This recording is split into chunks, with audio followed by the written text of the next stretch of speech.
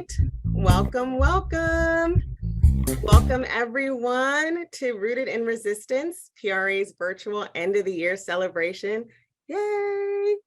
I am very excited to be with all of you today. My name is Orlisha Fox and I will be the MC for the evening.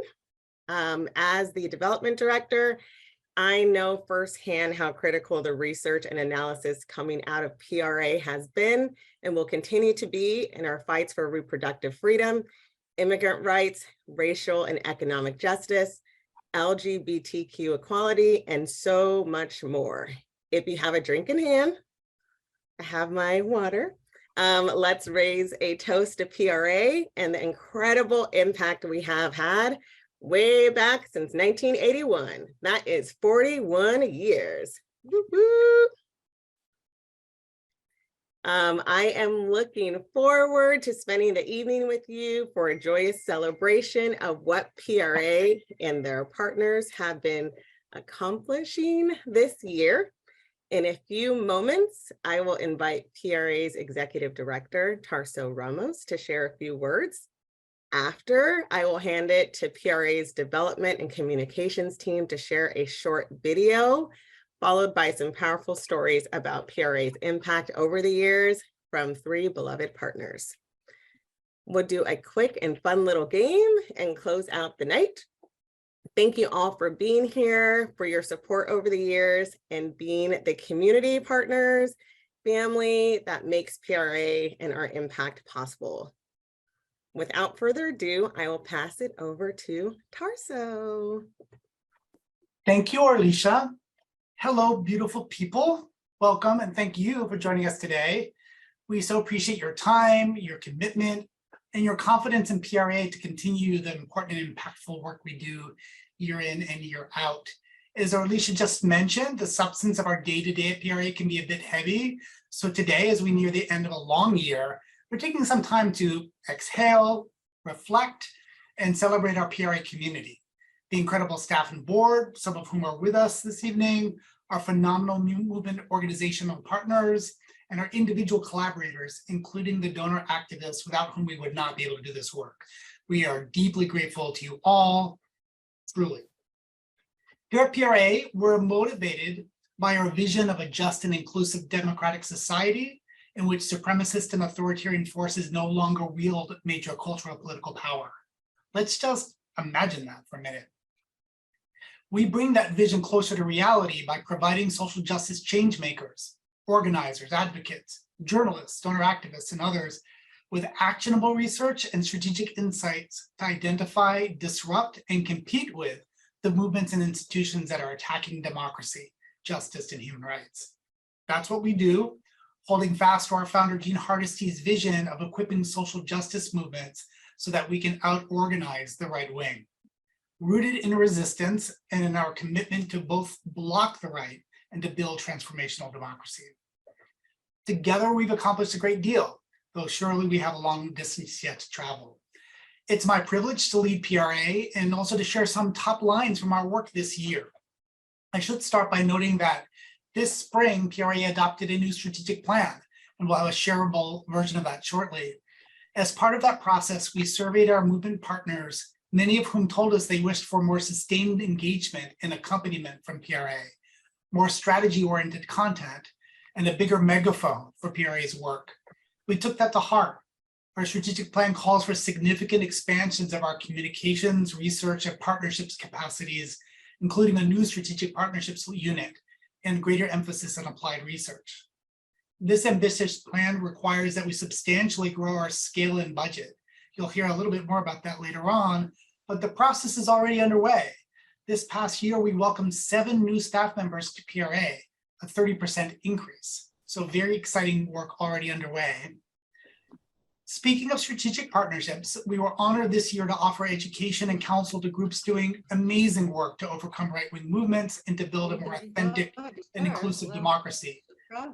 In the build-up to the Dobbs decision that overturned Roe v. Wade, we trained dozens of reproductive justice organizers across the country on the strategy of the anti-abortion and broader Christian right movements. We became the key education partner to a new national network challenging white Christian nationalism. We're working with Progressive Muslim and other partners to develop alternatives to the mainstream discourses of terrorism, extremism, and hate, used to denounce the far right, but so often turned against Black and Brown communities. This year, we provided briefings to many other partners, ranging from Rising Majority in the Movement for Black Lives to People's Action, the National Coalition of Anti-Violence Programs, and the Donors of Color Network. You'll hear from a few of our partners in just a few minutes. Well, much of our energy goes to supporting movement organizations. We also have had opportunities to advise public officials. This year, we briefed senior White House advisors ahead of President Biden's major Philadelphia speech condemning the MAGA movement. And after the November Club Q attack in Colorado, our Harry Greensmith briefed on the House Oversight Committee regarding anti-LGBTQ violence, is a couple of examples there. As part of our communications strategy to expand audience and provide more news you can use, this year we invested a lot of effort into producing more accessible tools for activists.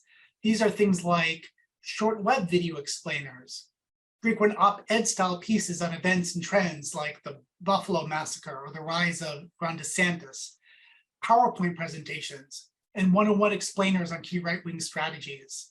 Our almost daily posts at our website and on our Religion Dispatches platform reached over 1 million people with 3.5 million page views. Our comms team tells me that these are big numbers for PRA. And our popular interactive webinars brought PRA researchers together with experts from partner organizations to strategize around such issues as Scottish decisions, midterm elections, far-right candidacies, and anti-LGBTQ attacks. Of course, PRA continues to do the cutting-edge research that we're known for. When white nationalist Nick Fuentes made headlines 2 weeks ago for his meeting with Trump and Kanye West at Mar-a-Lago, journalists around the country leaned on the work of PRA's Ben Lorber, who for years has been tracking the mainstreaming of strategies of Fuentes' America First movement. To make sense of Pennsylvania Republican candidate Doug Mastriano's ties to some of the most theocratic Christian right groups, journalists called on our Fred Clarkson. And in a key movement-facing research tool, our team produced an amazing searchable map tracking 274 far-right candidates standing for state and federal offices in 2022. There's so much other great work I'd love to tell you about, but I'm happy to be able to share some of these highlights. Looking ahead, we'll be releasing our State of the Right report in January, and I look forward to sharing that trends assessment with you at that time. I want to move us along by just acknowledging that these are perilous days. We know that we're experiencing the confluence of both centuries of injustice with powerful right-wing movements determined to achieve an even more hierarchical and exclusionary society. The country continues to face real and imminent threats of authoritarianism at both the state and national levels. All of this calls on us to build community, to build hope, and to build power through effective and impactful organizations and coalitions. For our part, so that we collectively prevail in the contest for democracy, PRA must turn its research and analysis into action and action into power. We've just started to scratch the surface of what we can accomplish together. And I thank each and every one of you for your commitment, not only to this amazing organization, but to the future that we can and must create together. With that, I want to kick it back to you, Alicia. Thank you so much, Tarso, for that welcome to PRA and reflections on the year.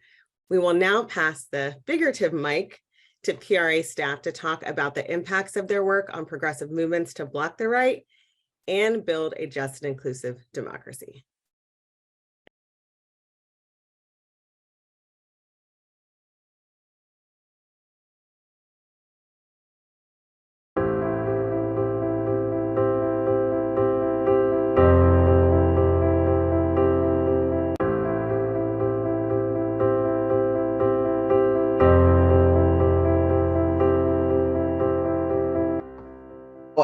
Throughout the summer and fall of 2022, PRA wanted to document the spread of far right-wing ideas and their influence upon our electoral discourse as well as upon society at large.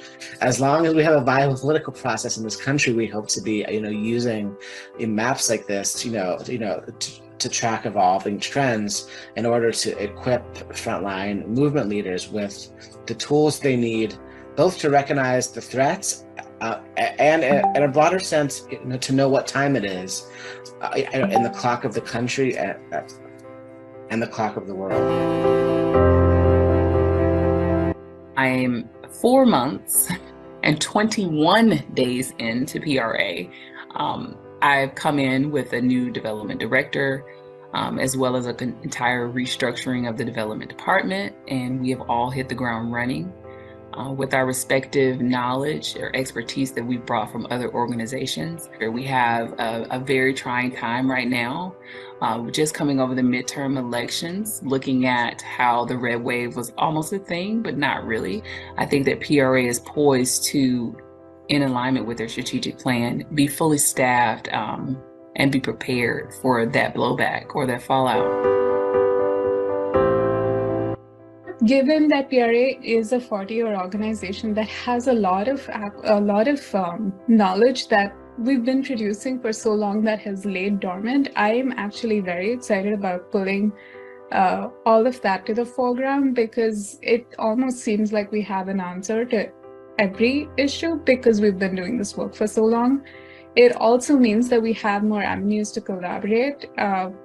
Depending on who our audience is, they might find new ways, they might want to pitch us, they might have a suggestion for a webinar, and all of those things actually help us grow.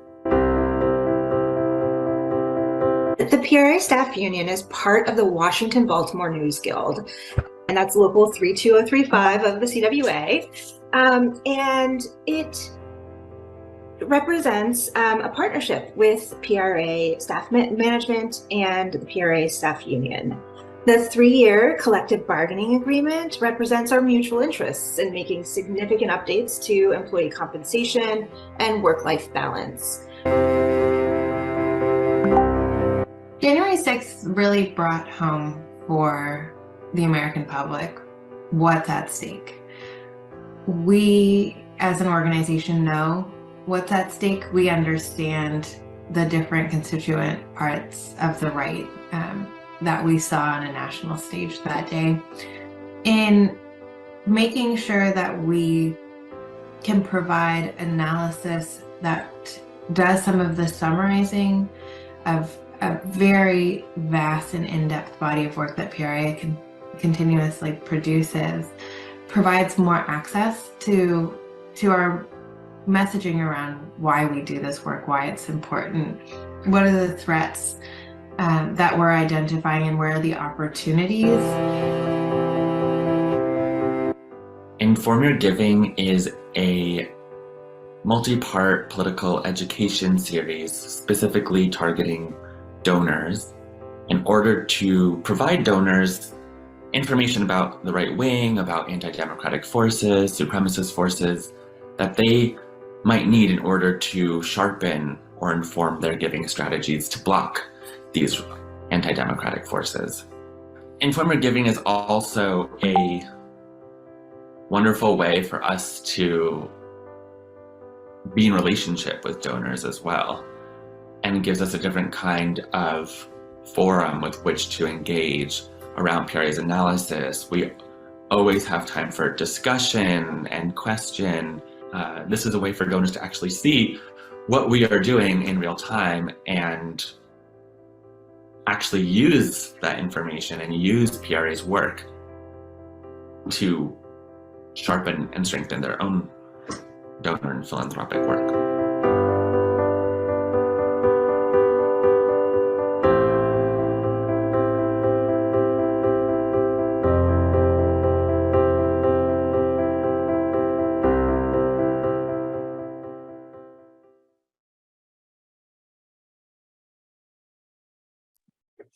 Yay, that was wonderful.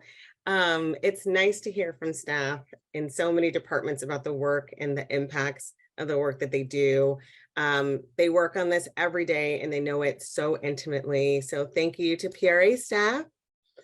And next, we are going to hear a few words from some of PRA's partners about the impact of this work. I'm excited to bring Thanjiwe Makaris to the stage. Thinjiwe is currently in leadership within the Movement for Black Lives and is the co-founder of Blackbird, an organization that focuses on movement building. Thinjiwe has spent her entire political and professional career challenging the injustices that imprison people and their communities in a life of poverty and one behind bars, and works with organizers around the world dedicated to international movement building. Without further ado, Thinjiwe. Great, thank you for that introduction. I'm hoping you all can hear me. I'm traveling, so you all let me know if the Wi-Fi or my sound goes out. But first, I just want to say I feel just humbled to just even be able to speak on PRA's impact on me as an organizer, but also me as a thinker and as a strategist, and also the impact that PRA has had on the movements and the organizations that I work with. And I'll actually touch a little bit upon the Movement for Black Lives and the Rising Majority. But I just want to say, I feel it's hard for me to talk about PRA's impact without just talking about the impact on me. I feel humbled to have been able to work with a group of people that feel and are so dedicated, so motivated to arming social movements with the research, the tools, the resources, the expertise that are absolutely necessary.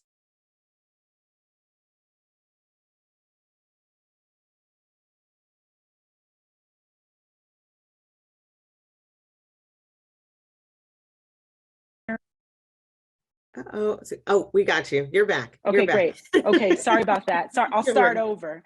I'll just start over and just say again, it's hard for me to talk about PRA's impact on the organizations I work with without talking about the impact that PRA and the folks in PRA has had on me as an organizer.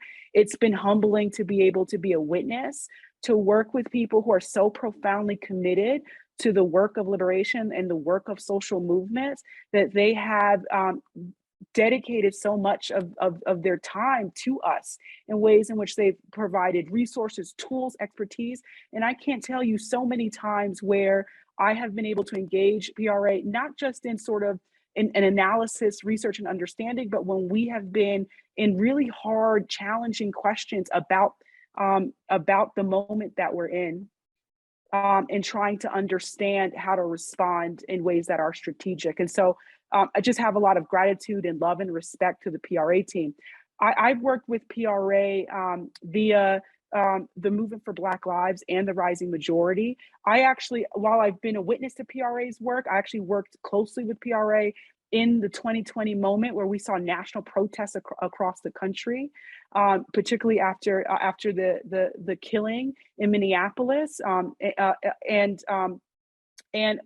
in the Movement for Black Lives, just like so many, I think, Black organizations around across the country, we're really looking to trying to figure out how to respond to such a moment that was calling towards what really is Black protests, Black people rising up, and folks rising up in solidarity with Black people in defense of Black lives. And in that moment, we needed to understand both sort of the threat of resisting, the threat of engaging in national protest in that moment, and also sort of like what are the challenges and ways in which we can build internal security infrastructure and culture. And so in that moment, in the heat of 2020, PRA became a core partner and really like movement partner and strategist with us. And I don't say that lightly. This wasn't a moment in 2020 where we just like engaged PRA with every now and then. PRA actually joined a team, a M4BL security team, and they were part of regular and oftentimes, I don't know, sometimes maybe even daily,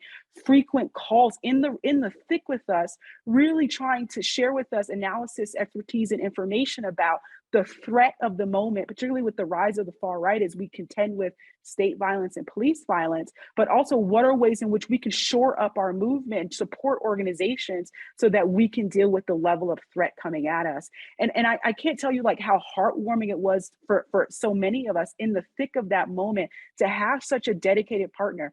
And again, I'm not talking about someone we met every week, but really someone who I felt like we're sort of side by side with many of us on the movement, on the M4BL security team, really thinking about really core strategic questions. And since then, over the past 2 years, have been a core part of that team. And I've seen has not only sharpened, again, me as an organizer, but has really sharpened and informed how we as a team within the ecosystem think about this moment in a way that is deeply informed. And again, I can't say I can never say too much how important it is, because they provide research tools and expertise in a way that has such an analysis that social movements need. It allows us to be armed with not just resources, but information that allows us to stand within our power and reject this sort of descending into pessimism, cynicism, and defeat. The ways in which they have been able to be a partner calls us into an acknowledgement that we have a duty and a responsibility in this moment to build power. And the way in which we build power is with hope, possibility, but also with information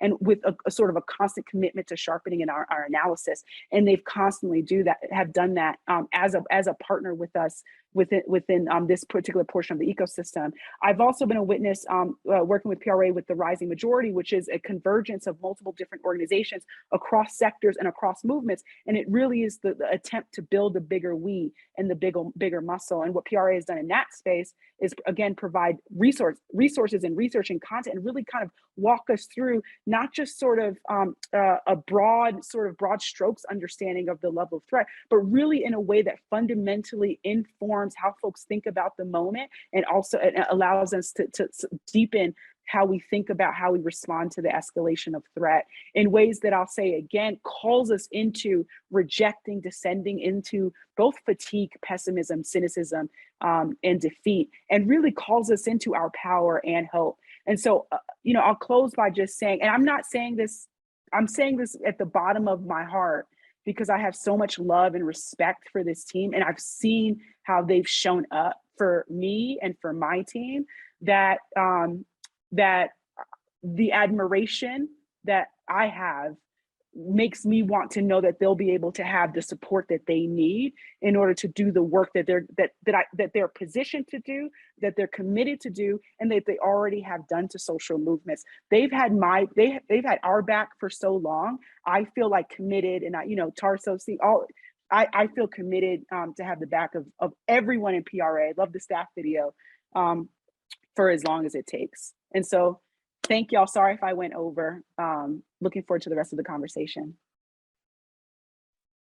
Oh, thank you. Thank you for those kind words, and thank you for the work that you do every day. We really, really appreciate it. And we thank you for your continued partnership with PRA. Yeah, just so many kind words. So thank you again. Next, I am happy to give the floor to Fatima Ahmad. Fatima Ahmad is the Executive Director at Muslim Justice League, where she leads MJL's effort to dismantle the criminalization and policing of marginalized communities under national security pretext. She joined as Deputy Director in 2017 and increased MJL's focus on organizing within and collaborating across impacted communities to resist and subvert surveillance. Fatima leads the Stop CBE National Coalition and is a leader in abolitionist organizing locally in Massachusetts. She also serves on the board of directors for PRA. Without further ado, Fatima. Hi. I do have the great pleasure of being both a partner to PRA and on the board, and I happen to actually be in Boston, near where PRA's main offices are located. So I also get to see some of these wonderful folks in person once in a while, and really, happy to be here for the end of year celebration and to share some reflections on our work with PRA as a partner organization at Muslim Justice League. I think really building off of what was just shared about the 2020 uprising, I think it's always important to remind people that uprising was about police in particular. And many of us as abolitionist organizers, saw this huge moment, this huge wave of, you know, recognition of police violence. And organizing with abolitionist principles means, you know, knowing how to navigate and the difficulty of navigating how do we actually take power from law enforcement day to day. And so I think one thing that we've seen progressive movements really struggle with in the past few years with the visibility of white nationalist violence is unfortunately actually giving law enforcement more power in the name of addressing white supremacist or white nationalist violence. What I've always appreciated about PRA and why I actually started working with PRA is that they have always acknowledged that even our language and our framework around how we think about white nationalist and white supremacist movements feeds into this. And this, you know, was exactly what we were talking about at MJL, whether it's calling them domestic terrorists or extremists or using the hate frame. All of that unfortunately feeds into bolstering counterterrorism policies, bolstering law enforcement power. And we have really appreciated working with PRA on this. And you saw some of this from Habiba in the video as well, this beyond the hate framework. PRA has really consistently shared that and are now actually part of our Stop CVE coalition, where we're directly working on policies that use this hate or extremism framing. And PRA's been super supportive and like helping with research and understanding this framework, and then helping us actually advance, you know, legislation that we're looking at. And I think the other really important part of this, you know, it's not just about language, right? It's about acknowledging that that violence is systemic. That's the important thing. People really want to look to individualizing it with this hate framing or extremism framing. And often that causes people to lose sight of the root causes of this kind of violence and the major players. And I think that's the other important part of working with PRA is they know who those, you know, big players are. And so the other place where we collaborate is actually on a campaign about nonprofit funding of these types of institutions. Many of these institutions actually are 501c3 nonprofits, and they not only spew hatred, but they actually influence policy. So when we see anti-queer and anti-trans policies all around the country, that is coming from big institutions that are well-funded in the same way that Islamophobic policies are also well-funded. And so through our Unmasking Fidelity campaign that PRA is also part of, we're really taking that on and showing people where that money goes and demanding that big foundations like Fidelity actually create policies around this. And a huge win was this year with PRA, we published a report on this that showed, you know, kind of a wide spectrum of types of violence that is funded through this. So I have really appreciated, you know, working with PRA as a partner on this important analysis that is not just, you know, not just to like boost our knowledge, but has actually really helped us advance our work, advance campaigns, advance policy changes that are going to, you know, make changes on the ground. And that is a big reason why I'm on the board of PRA. So yeah, happy to be here with you all. Thank you so much, Fatima, for sharing those kind words. And also thank you for the work that you do, the very, very important work that you do, and the partnership that PRA has with the work that you do. So thank you again. And yay, she's a board member, so I get to see her more often. So, so without further ado, we're also going to pass the figurative mic to Carla Wallace. Carla Wallace is a co-founder of the Fairness Campaign, a struggle for queer liberation with a commitment to centering racial justice, a co-founder of Showing Up for Racial Justice, and of Louisville Surge. Carla's activism includes anti-imperialism and international solidarity work, including against the occupation of Palestine and organizing for affordable housing, against police violence and the KKK, and electoral work as a way to build power for people and Earth First vision for change. Carla is also a former board member of PRA, and we are happy to have them here with us today. So I'll pass it over to Carla. Thank you so much, Risha. Hello, everybody. It's beautiful to get to be in this company as we celebrate the important work of PRA. So I've been an on-the-ground organizer for about 4 decades, and I'm far from alone in understanding that our movement building work needs PRA now more than ever. Blocking the rise of authoritarianism and building a multiracial feminist democracy calls for a deep connection between political education, analysis, and deep, impeccable research and base building organizing. And PRA is committed to that connection. My history with PRA goes back decades to co-founder Jean Hardesty's leadership. And I was, just as was said, on the PRA board with an incredible group of other board leaders and a brilliant staff.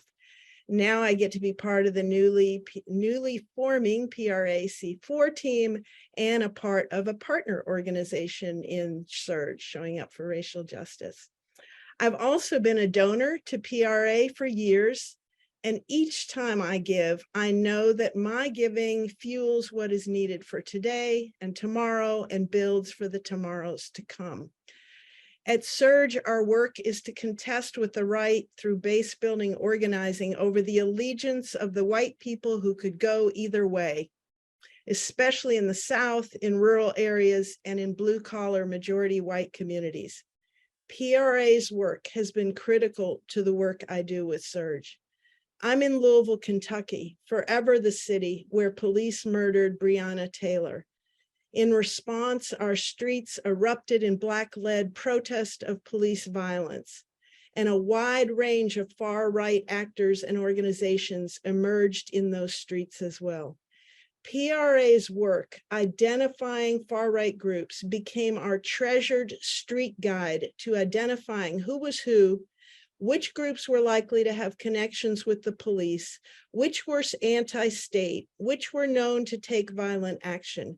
There is just no one out there that I know of that responds like PRA does when on-the-ground organizers, our backs against the wall, need to know right now what we're dealing with. In the hands and on the minds of people fighting for change, PRA's research and analysis turns into the power to contest for democracy. It helps SURJ understand the terrain upon which we are fighting and the best way to frame that fight. I'm so grateful for PRA for its contribution to my work, to the work of key leaders and movement organizations across this country. You all know these are perilous times with no guarantee that better times are ahead of us. But hope lies in our work for a broad strategic alignment to fight like hell for the world we want and need. I have no doubt that PRA will continue to bring what's crucial and help us get there. So I am throwing a wish into the future with all of us riding its wings. When we look back at how we defeated the drive to fascism and gained ground in the fight for multiracial democracy, let our collective victory include a huge thank you. Thank you, PRA.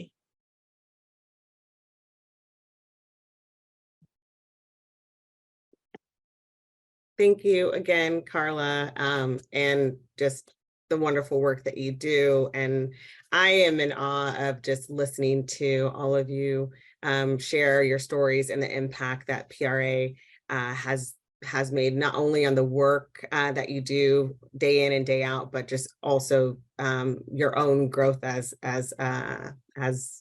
people, as humans. So thank you all for sharing. And so thank you all. Thank you so much to our speakers.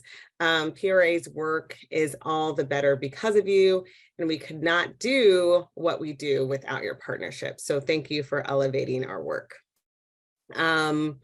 we wanted to take a little bit of time and create some space in our program for our attendees to share how PRA has impacted their work or personal growth or knowledge this year. So feel free, if you're comfortable, to unmute yourself and share.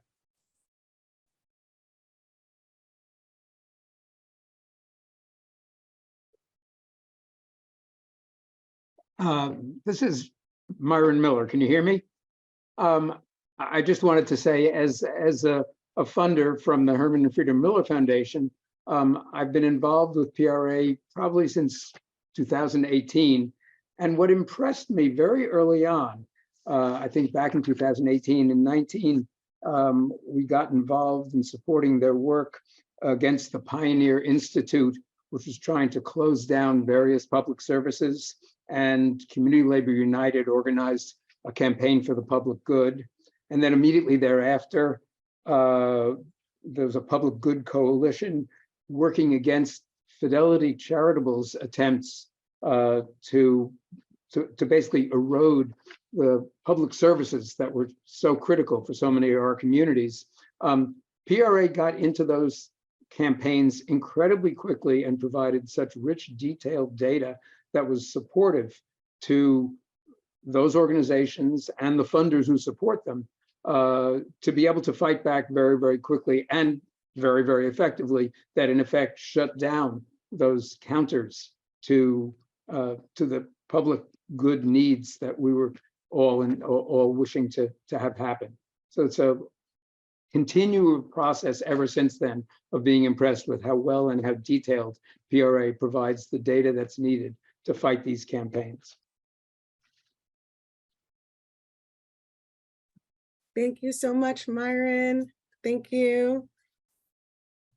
Is there anyone else who would love to share?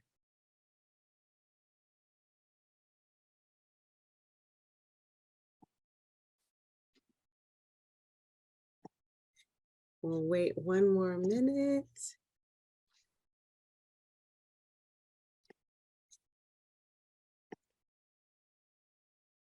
All right. Well, thank you all again just for sharing. Thank you all for being here. Really, really appreciate it. So what we are going to do now is pass it over to Koki Mendez, who's our communications director for PRA. She will share more about PRA's impact and how we all can strengthen PRA. Pass it over to Koki. Thanks, Arlisha, and thanks all so much for taking the time to be here with us today. Hearing from our movement partners, our supporters, and the impact that our organization makes in the world honestly keeps me going when the world feels really scary, which is more and more frequent, it feels like some days. It also feels like a true privilege to do this work every day and in company with my incredible colleagues. The folks that we work with here at PRA make it feel meaningful, achievable, and kind of amazingly pretty fun. As y'all know, dismantling deeply rooted systems of oppression does not come easily or swiftly and requires long-term strategy and durable infrastructure. As we've mentioned earlier in the program, PRA is growing. We are scaling up, not only to meet the need and demand of our work, but to build the infrastructure for sustainability and growth that can last another 40 years and hopefully beyond.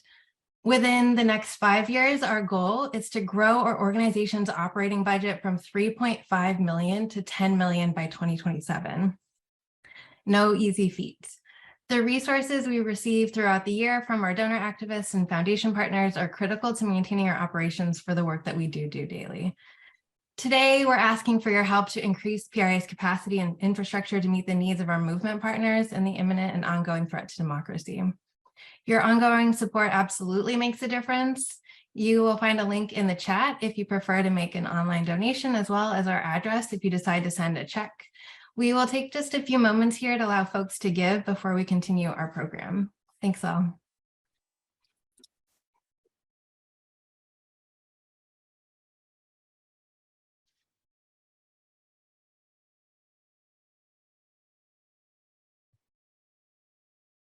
It's bad bitch o'clock, yeah, it's thick 30. I've been through I'm still flirty. Is everybody back up in the building? It's been a minute, tell me how you're healing. Cause I'm about to get into my feelings. How you feeling? How you feel right now? Oh, I've been so down and under pressure. I'm way too fine to be this stressed, yeah. Oh, I'm not the girl I was or used to be. Bitch, I might be better. Turn up the music, turn down the lights. I got a feeling I'm gonna be alright, okay. Alright, it's about damn time. Turn up the music, let's celebrate. I got a feeling I'm gonna be okay, okay. Alright, it's about damn time. In a minute, I'ma need a sentimental man or woman to pump me up. Feeling fussy, walking in my Balenciennes, trying to bring out the fabulous. Cause I give a fuck way too much. I'ma need like 2 shots in my cup. Wanna get up, wanna get down. That's how I feel right now. Oh, I've been so down and under pressure. I'm way too fine to be this stressed, yeah. Oh, I'm not the girl I was or used to be. Bitch, I might be better. Turn up the music, turn down the lights. I got a feeling I'm gonna be alright, okay. Alright, it's about damn time. Turn up the music, let's celebrate. I got a feeling I'm gonna be okay, okay. Alright, it's about damn time. Came in like the exact like great part of the song. Welcome back. Welcome back. Thank you all for your commitment to PRA and your support to PRA. We really, really appreciate it. In the spirit of celebration, I am now happy to pass the mic off to Asya Korkmaz, PRA's development coordinator, to get our minds and bodies moving with some PRA trivia, and stay on for a group photo at the end. Hello, everyone. I hope everyone's having a great evening so far. My name is Asya Korkmaz. I'm the development coordinator, as Orlisha just said, and I am so excited to be hosting yet again the game for PRA's end of year celebration. If you were at the celebration last year, you might remember that we did a jam board. This time it's going to be different. We are going to be doing a trivia game. So I'm going to share my screen now. So with this trivia game, if you've played Kahoot or a similar online game, it works pretty similarly to that. You're going to have the opportunity to answer trivia questions about PRA's history. Those questions are worth points, and the faster you answer and the more correctly, the more points you get. There will also be some reflective questions that aren't worth any points, but are an opportunity to reflect on the year and what's to come. The top 3 quizzers with the most amount of points will win a pair of Public Eye socks. I have 2 pairs of these socks at home, and I can personally attest to their comfort and utility. They're very nice socks. So without further ado, go ahead and join. So there are a few ways to join. You can either scan this QR code over here using your phone. You can join on your computer by clicking on the link in the chat or typing this link address into your browser. Once you've clicked onto the link, you can enter your name and email, and you can customize the emoji that appears next to your name for some extra personalization.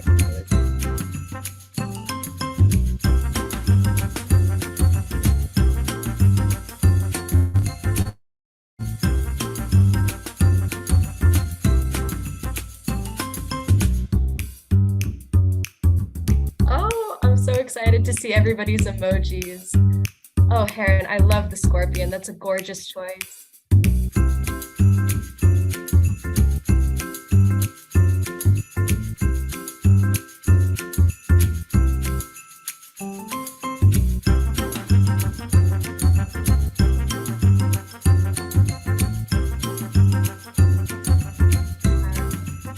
gonna give us a few more minutes. Please don't worry about there being too many players. This game can hold 100, and I really hope that you play with us. It's gonna be a fun game.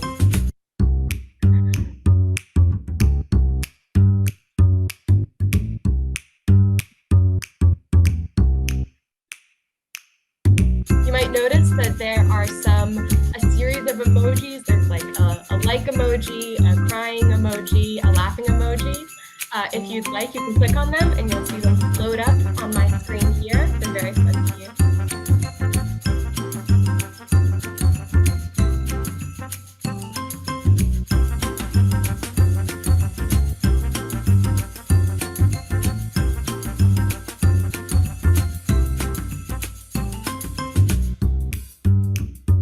I'm seeing 15 players. I know we have like 30 something people on the chat. So if you'd like to join, please, I invite you to.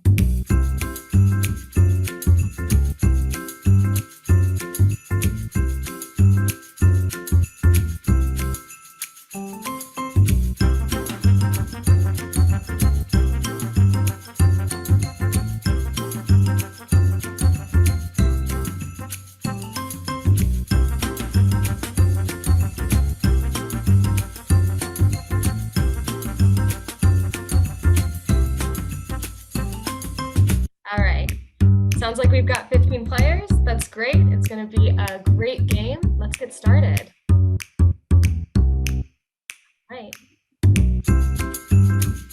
All right.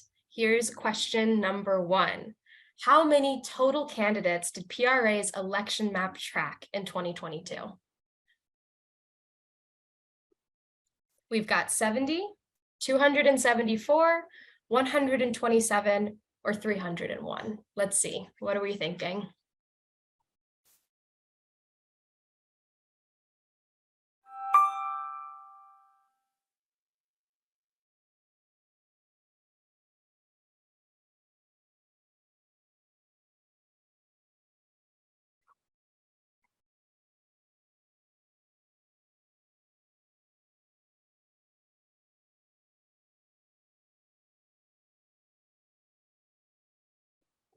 All right, answers in.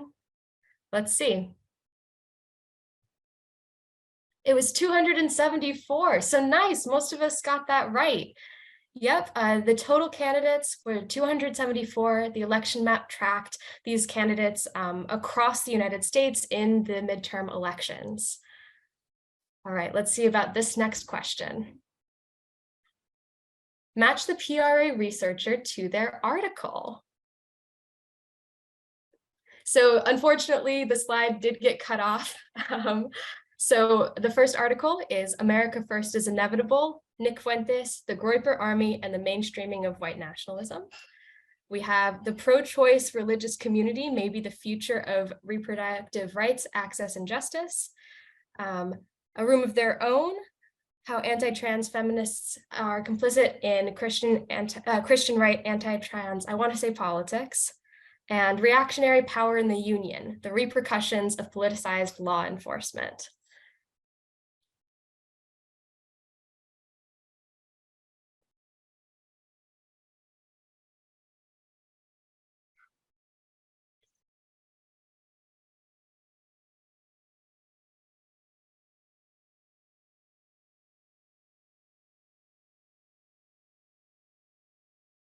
All right, let's see. Here we are. These are the PRA researchers who wrote all of these articles. I recommend reading every single one. These articles are, when I was creating these questions, Koki Mendes helped me pinpoint the articles that have had a really big impact. And these in particular were standouts in the amount of analysis and work that PRA has produced in recent years. So thank you, Ben, Fred Heron, and Ethan for writing these amazing pieces. All right. Now, here is a no points question. This is a reflective question. Describe the end of 2022 in 3 words. So this is a word cloud. So what you can do is you can enter 3 words that you think accurately sum up the end of 2022 for you. and they'll be entered here. The more frequently a certain word is submitted, the larger it'll be in the word cloud. So let's see what people are thinking.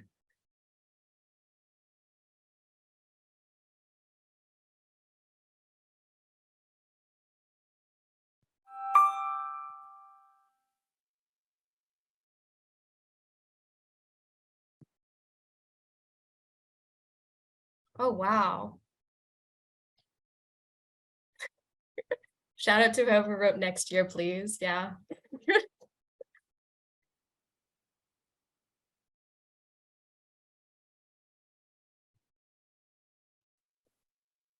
I don't know. Yeah, that's fair. Wow. Thank you so much for entering the word cloud. I'm seeing some mixed emotions, and I'm sensing that people are looking forward to moving into 2023. So thankfully, we have a question here later on that will focus on what's to come. So here's our leaderboard. Okay, it looks like Ethan, Heron, and Amanda are leading, but there's some pretty small margins in between. So there's some room for some changes in that. Let's move on to round 2. Let's see what happens. All right, order the sequence of events correctly. Now, the piece of advice I will give for this question is that it is probably not the sequence that you're thinking. When I was researching this question, I was surprised with what the timeline turned out to be. So with that hint, please go forth.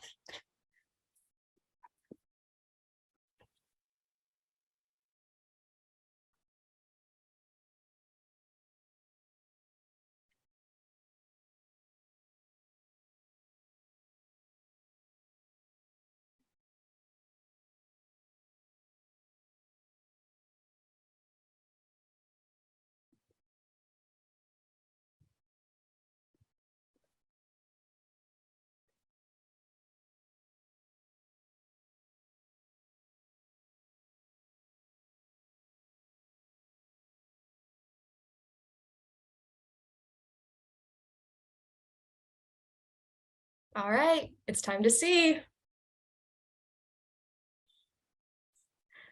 Wow, yeah, so this timeline was super surprising. The first public eye issue was actually published before Ronald Reagan was elected president, before PRA was founded, and before the Family Research Council was founded. The public eye didn't become affiliated with PRA until a couple years after it started being published. I went back into the PRA public eye archives for this, which you can find online at politicalresearch.org. And it's really fascinating to see through old public eye articles how PRA and the public eye has progressed. Let's think about, this is the last question that is worth points. So let's see what happens. What was PRA's original name? Was it Midwest Research, Southwest Analytics, Northeast Advocates, or East Coast Consultants?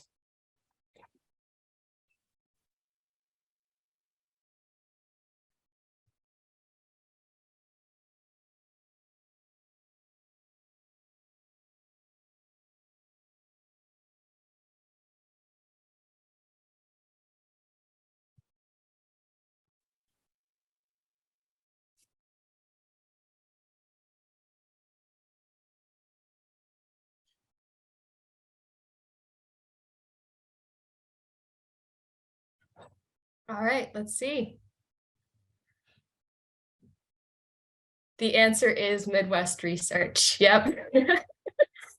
I tried to do similar names to make it a little cheeky, but yeah, it was originally Midwest Research in Chicago, and then later on, PRA was renamed Political Research Associates and moved its headquarters to Boston or Somerville, where it remains today.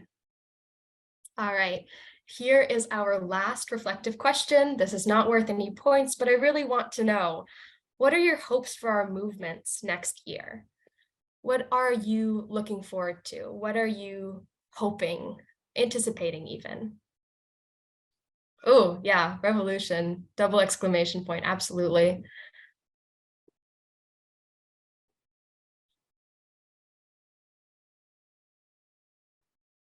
Solidarity and community care. I'm seeing a lot of solidarity, community. We make sizable headway over the right. Yeah, ideally. Ending supremacist forces, preparation. Yeah. Future dreaming made present. I love that.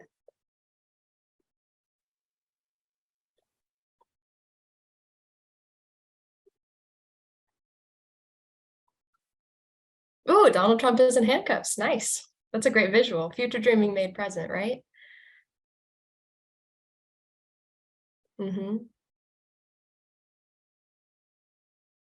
Ooh, yeah. I'm seeing that people are hoping for strategy, for preparation, solidarity,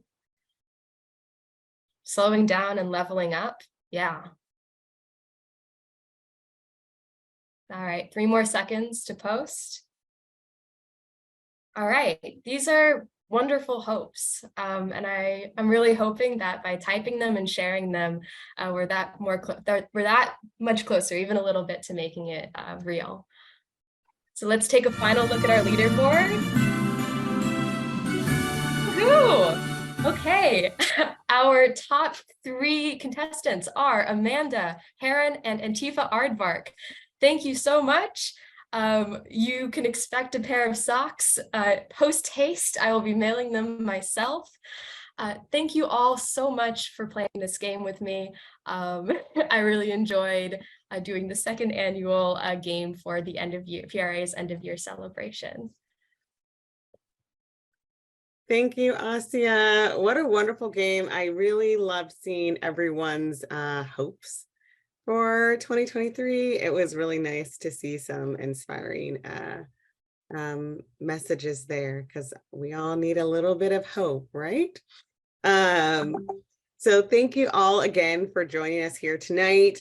Thank you to our wonderful staff for putting together a great event for us to celebrate and have some fun.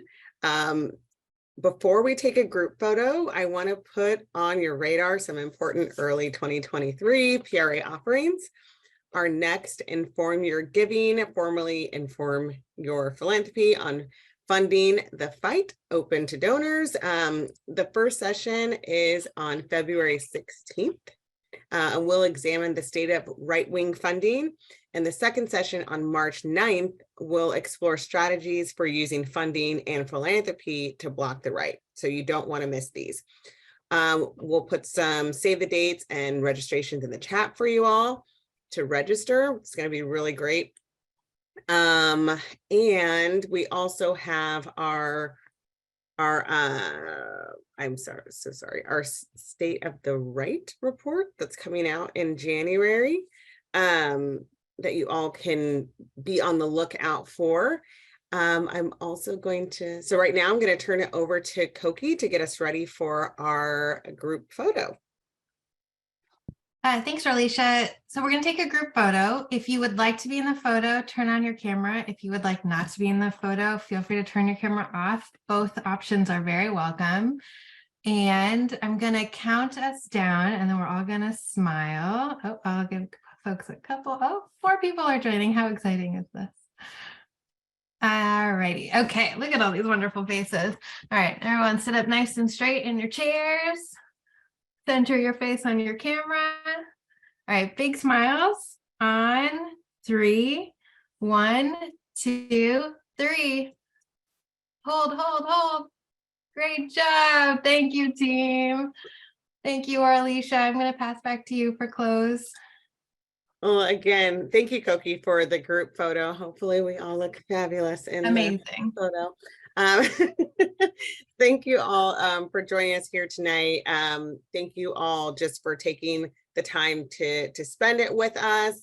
And we hope to see you all throughout the year, and have a wonderful night. Last but not least, thank you again to PRA staff for the hard work that you do every day, and for our wonderful guest speakers who shared who shared their kind words tonight. So thank you all. Have a wonderful night.